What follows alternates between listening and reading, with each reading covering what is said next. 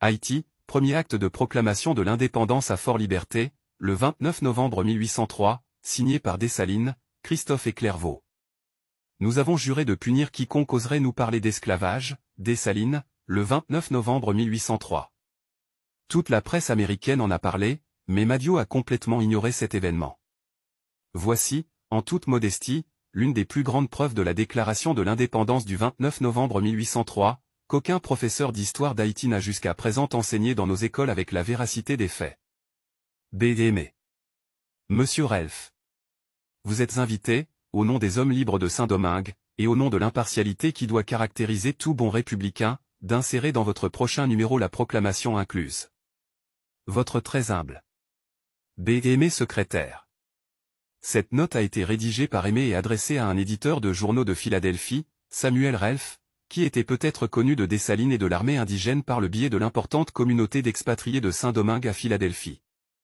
Cette note a précédé la proclamation dans cette première publication et dans de nombreuses reproductions ultérieures du matériel ailleurs. À travers cette histoire, la note d'Aimé constitue sans l'ombre d'un doute une partie de cette première proclamation d'indépendance d'Haïti.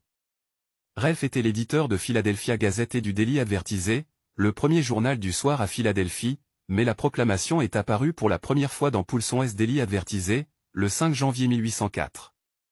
L'histoire universelle retiendra trois révolutions majeures ayant marqué le XVIIIe siècle.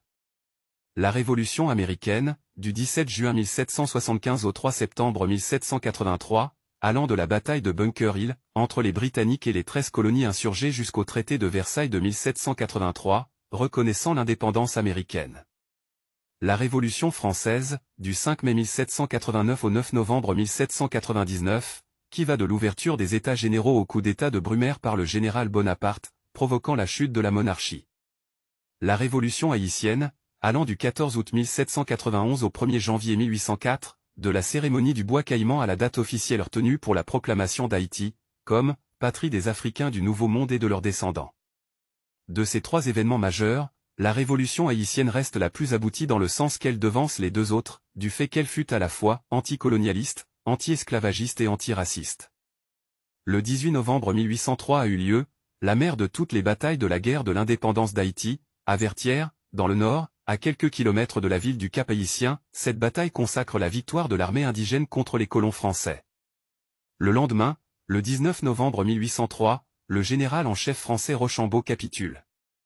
Après la victoire des forces indigènes, les Français demandent 10 jours pour retirer leurs troupes.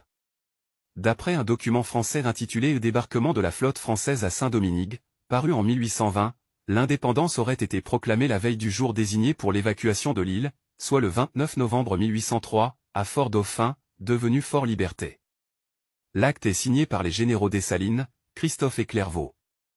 Le même document mentionné plus haut, parle aussi du 1er janvier 1804 comme date d'une déclaration plus formelle de l'indépendance avec une assemblée des généraux et des chefs de l'armée. Il faut toutefois souligner que le professeur et ancien ministre Pierre Buteau affirme qu'une copie de la première déclaration de l'indépendance d'Haïti, signée à Fort-Dauphin, a été envoyée et publiée dans le journal Philadelphia Inquiret. Première partie. À suivre. Vérité révélée. Ouakatiopa.